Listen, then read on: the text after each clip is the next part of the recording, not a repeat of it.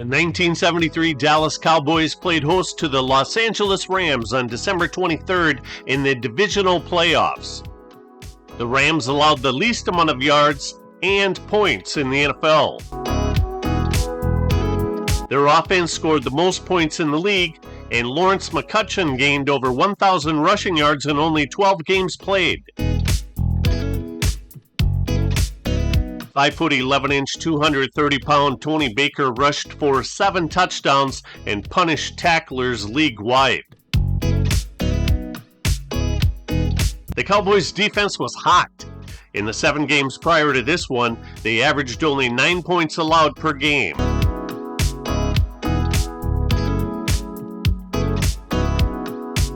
Something had to give in this game because the Rams possess the NFC's top-rated rushing attack.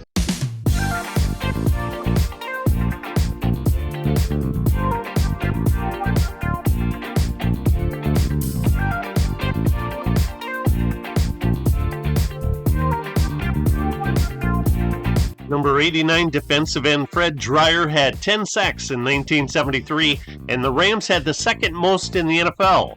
The Rams' starting defensive line combined for 42.5 sacks.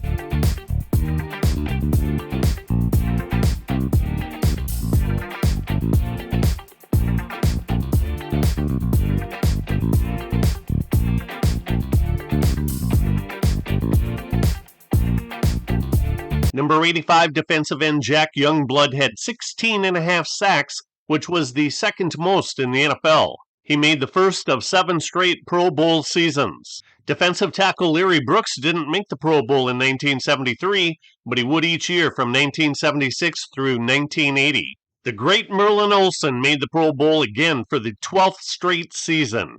He did it again in 1974 and 1975. John Hadle was traded to the Rams in January 1973, and he hooked up with wide receiver Harold Jackson for an NFL-best 13 touchdowns. In Week 5 against Dallas, Jackson caught 4 touchdown passes and had 248 receiving yards. The Rams finished with a 12-win and 2-loss regular season with first-year head coach Chuck Knox. And the Cowboys had a 10-4 record with 14-year head coach Tom Landry, who was in his 14th playoff game as the Cowboys head coach. Cowboys quarterback Roger Staubach had a productive day and came up big come crunch time. More on that later. The first big play of the game was a misguided pass to Cowboys middle linebacker Leroy Jordan, who made the Pro Bowl for the 4th time in his career. On November 4th, he intercepted 3 passes in the first quarter within a 5-minute span against Bengals quarterback Ken Anderson. One of the interceptions was returned 31 yards for a touchdown. Elvin Hill ran 15 yards on this play and ran for over 1,000 yards for the second consecutive season. 2 plays later, Hill gave Dallas the lead, 6-0. Dallas entered the game hoping to play in their 4th consecutive NFC Championship game, and a big part of their success was due to Big Calvin Hill. He was the Cowboys' 1969 first-round draft pick from Yale, and he was a terrific dual-purpose running back. In his senior season at Yale, he caught 6 touchdown passes on 24 receptions with an incredible 22.2 yards per catch. On the following series, number 67 Pat Toomey stripped the ball from Lawrence McCutcheon, and future Hall of Famer number 20 Mel Renfro recovered it. Renfro made his 10th consecutive Pro Bowl team in 1973, one for every year that he played up to that point. On offense, Staubach picked up 2 key first down conversions with his spry scrambling skills. For the day, he ran 4 times for 30 yards.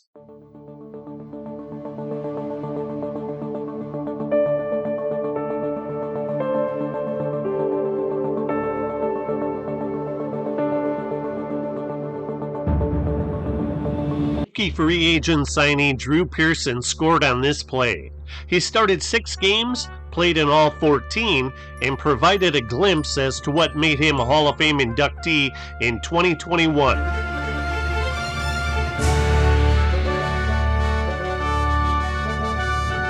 The Rams recovered this Calvin Hill fumble, but they couldn't turn it into any points, as kicker David Ray missed his second field goal attempt. Roger Staubach had a terrific 1973 season as he led the NFL with 23 touchdown passes, passer rating, and yards per passing attempt. He hooked up with tight end Gene Fugett for 38 yards here. Fugett only caught 9 regular season passes, but they were good for 168 yards and 3 touchdowns. He carved out a fine 8-year NFL career. Biggest negative about Staubach's play was that he took too many sacks, 43 in 1973, second most in the NFL. In 1974, he led the NFL with 45. Dallas kicker Tony Fritsch connected on a 39-yard field goal to make the score 17-0. Hadel and Harold Jackson hooked up on a 40-yarder, but all they could muster was a 33-yard David Ray field goal.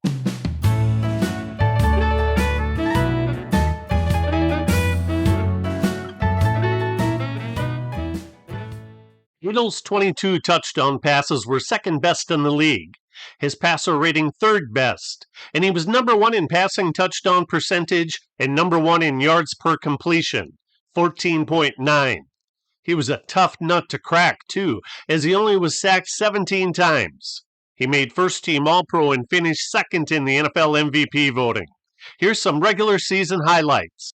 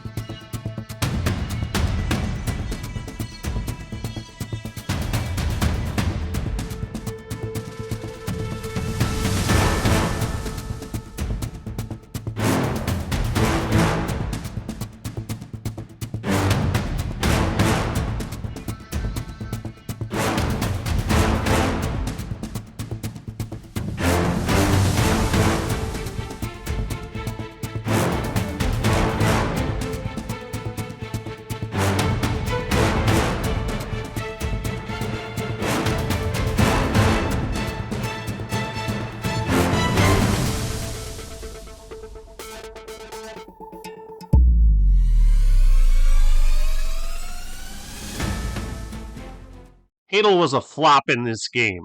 He only completed 7 of 23 passes for 133 yards and an interception. Hadel's previous playoff experience was as a backup quarterback in the 1963 and 1964 AFL Championship games, and as the starting quarterback in the 1965 AFL Championship game that was won by Buffalo 23-0. Strong safety Dave Elmendorf intercepted a tipped pass by Gene Fugett. Elmendorf played 9 NFL seasons and never missed a start, 130 consecutive games played. After 8 plays, the Rams settled for a 37-yard field goal, which made the score 17-6 Dallas. So far, the key to this game was the Cowboys stuffing the Rams' running game.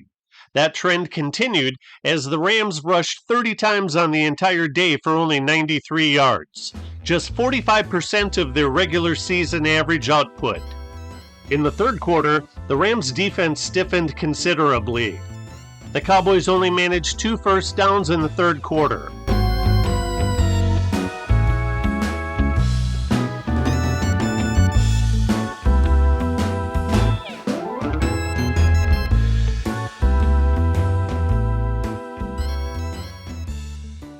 A 29-yard punt return by Jim Bertelsen gave the Rams hope, but they came away with no points on the drive.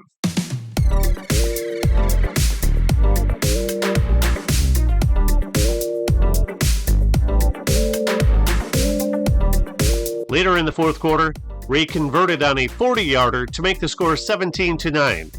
This Roger Staubach pass was picked off by middle linebacker Jack Hacksaw Reynolds, who was the Rams' 1970 first-round draft pick, but he didn't start his first game until the 1973 season when he started all 14. The Rams failed to gain any yards on the subsequent drive and punted.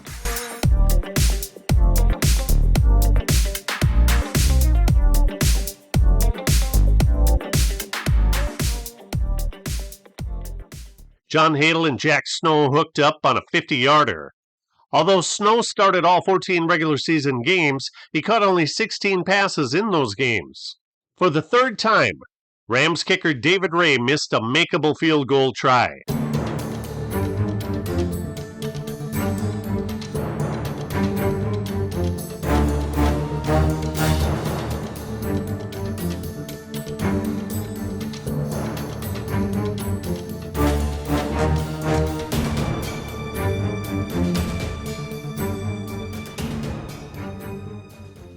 This was a huge play for more than one reason.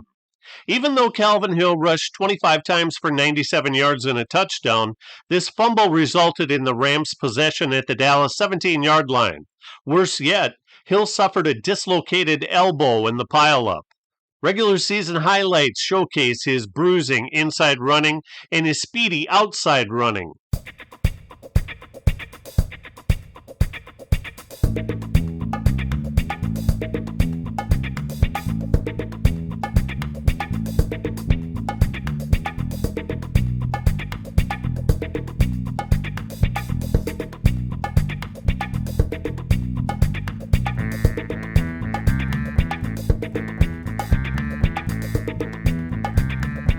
Tony Baker blasted into the end zone from 5 yards out, and the Rams were only down 17-16. This was Baker's only rush in this game. Baker continued his goal line specialty duty in 1974 when he ran for 5 touchdowns on only 53 carries. On the next drive, it was 3rd down and 14 yards to go on the Cowboys' 17-yard line. Tom Landry called a sideline pass to Bob Hayes. Staubach, somewhat hazy all afternoon after taking a blow to the head earlier in the game, stopped Drew Pearson as he left the huddle. He told him to change his route from a turn-in to a deep post. It broke the Rams' back. With 9.5 minutes remaining, the Cowboys led 24-16.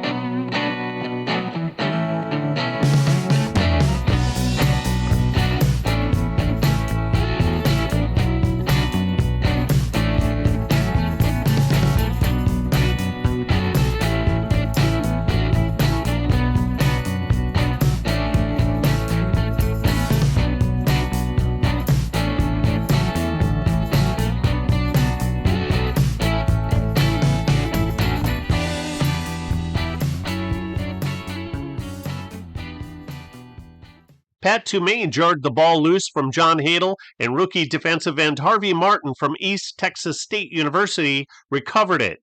Tony Fritsch hit on a 12-yard field goal to end the scoring at 27-16. The win for the Cowboys was a costly one because they would be without superstar running back Calvin Hill for the NFC Championship game against the Vikings, as well as future Hall of Fame defensive tackle Bob Lilly, who had made the Pro Bowl team for the 11th consecutive time in 1973. Lilly suffered a hamstring injury. This was the only game that Bob Lilly failed to start in his 14-year NFL career. Including playoff games, he started in 210 consecutive games, with the exception of the 1973 NFC Championship game. The Vikings were 1-point favorites at Dallas for that December 30th game. For the Rams, their 12 regular season wins were the most in team history at that time. They would make the playoffs in each of the next 6 seasons.